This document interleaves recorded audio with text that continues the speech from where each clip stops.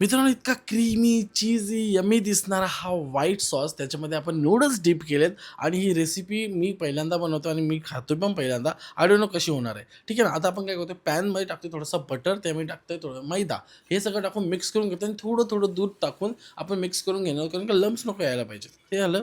त्याच्यानंतर मित्रांनो काय करायचं याच्यामध्ये किसून असं मस्त प्रोसेस चीज टाकायचा आहे आणि तोही मिक्स करून घ्यायचा आहे, मेल्ट करून घ्यायचा आहे. आता याच्यामध्ये टाकायचं चिली फ्लेक्स, ऑरिगॅनो, थोडंसं मीठ ॲडजस्ट करायचं आहे आणि हे सगळं टाकल्यानंतर मिक्स करून घ्यायचं आहे आणि याच्यामध्ये नूडल्स ॲड करायचे. नूडल्स मी ऑलरेडी बॉईल करून ठेवले होते. तुम्ही मॅगी पण ट्राय करू शकता. याच्यामध्ये ॲड करून मिक्स करून घ्या आणि देन सर्व्ह करा मित्रांनो. सिंपल आहे. हा व्हाईट सॉस जो आहे ना, तुम्ही पास्ता-बिस्तामध्ये यूज करू शकता. तुम्हाला ते मॅकरोनी वगैरे जे काय असतं त्यामध्ये यूज करू शकता.